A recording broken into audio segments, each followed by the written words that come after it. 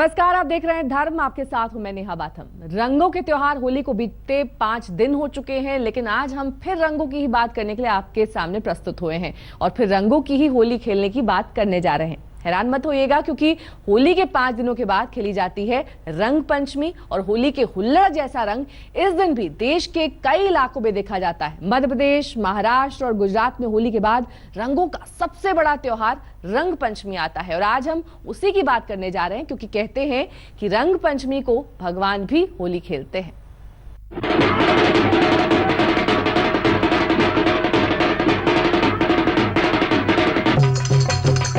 होली लौट के आई है। रंग पंचमी होली की तरह ही होती है। इसमें भी रंगों से हुड़दंग होता है और लोग मस्ती के रंग में सराबोर हो जाते हैं। चलिए आपको रंग पंचमी से जुड़ी कुछ खास बातें बताते हैं। चैत्र कृष्ण पंचमी को खेली जाने वाली होली रंग पंचमी होती है। ये सगुण आराधना का भाग है।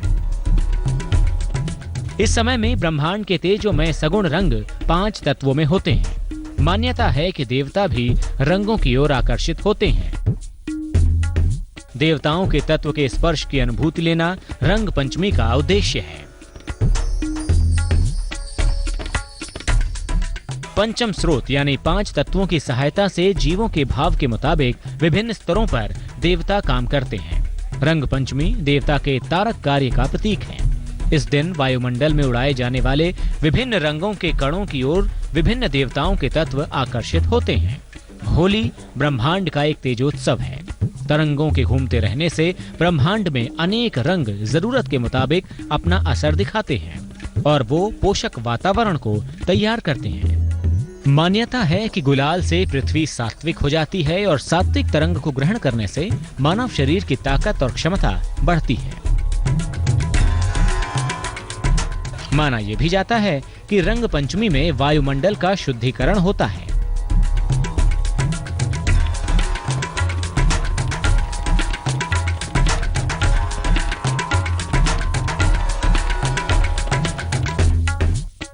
नारियल से वायुमंडल की नकारात्मक ऊर्जाओं को निकाला जाता है, फिर उसे होली की अग्नि में डाला जाता है। मान्यता है कि इससे वायुमंडल की शुद्धि होती है।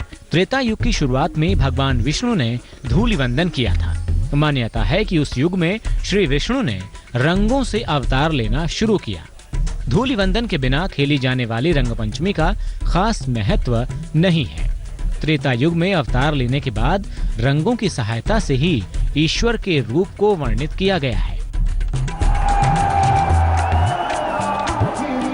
यानी कुल मिलाकर ये कहा जा सकता है कि रंग पंचमी में होली खेलने से ईश्वर की कृपा प्राप्त होती है।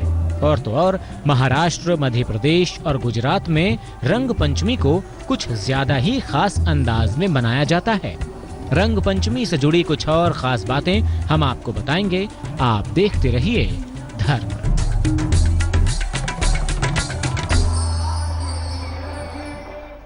रंग पंचमी का त्योहार भले ही कुछ प्रदेशों में खेला जाता हो, लेकिन उसकी भव्यता देखते ही बनती है। यही वजह है कि सालों से मनाई जाने वाली रंग पंचमी की परंपरा का निर्वहन आज भी होता है और भव्य तरीके से किया जाता है।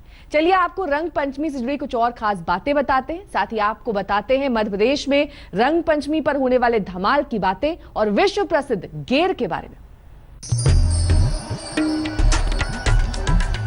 होली का त्योहार यूं तो खुशियों को मनाने और दुखों को भूल जाने का त्योहार है, लेकिन होली के बाद रंग पंचमी के त्योहार में धर्म और कर्म दोनों का अर्थ छिपा है। ये त्योहार पुरानी धरोहरों को आज भी जिंदा रखे है और इसमें निभाई जाने वाली परंपरा इसी का नमूना है। चलिए हम आपको बताते हैं कि रंग पंचमी में धूलि वंदन का अर्थ क्या होता है। होली के दूसरे दिन धूलि वंदन होता है। धूलि वंदन के दिन एक दूसरे पर गुलाल डालकर रंग खेला जाता है। होली के दिन प्रदीप्त हुई अग्नि से वायुमंडल के रजतम कणों का विघटन होता है। मान्यता है कि देवताओं का सगुण तत्व रंगों के कणों में आता है। उसी का आनंद एक प्रकार से रंग उड़ाकर मनाया जाता है। इस दिन खेले जाने वाली रंग पंचमी विजयोत्सव की तरह बुरी शक्तियों की समाप्ति की खुशी है। रंग पंचमी के मौके पर एक बार फिर रंगों का आनंद लिया जाता है। चलिए अब हम आपको मध्य प्रदेश के इंदौर में रंग पंचमी, जिसको गेर बोला जाता है, उसके बारे में बताते हैं। रंग पंचमी मध्य प्रदेश में खूब मनाई जाती है। होली के 5 दिन बाद रंग पंचमी का त्योहार यहाँ मनाया जाता है। इसमें फिर से एक बार रंगों से एक दूसरे को डुबोया जाता है। कहीं कहीं गेर निकलती है। गेर एक प्रकार का बैंड बाजा नाच गाने वाला जुलूस होता है। इसमें रंगीन पानी भरकर लोगों पर रंग डाला जाता है। इंदौर में होलकर शासनकाल की परंपराओं को इस तरीके से आज भी संजोया जाता है। रंग पंचमी पर शहर में गेर यानी रंगारंग जुलूस निकलते हैं और गेर रंग पंचमी की पुरातन परंपराओं में से एक है। ये ऐसा अवसर होता है जब पूरा इंदौर शहर ही रंग पंचमी के रंग में रंग जाता है। मालवा अंचल, इंदौर के आसपास का इलाका कुछ ज्यादा ही रंगीन हो जाता है। गेर में निकलने वाले जुलूसों में शामिल होने वाले लोग रंग खेलकर रंग पंचमी का यह त्योहार मनाते हैं। और ऐसा नहीं है कि सिर्फ मध्य प्रदेश में ही रंग पंचमी का यह त्योहार धूमधाम से मनाया जाता हो। महाराष्ट्र में भी होली के 5 दिन बाद रंग पंचमी मनाई जाती है। महाराष्ट्र में रंग पंचमी की क्या खासियत है, ये हम आपको आगे बताएंगे। आप हमारे साथ जुड़े रहिए।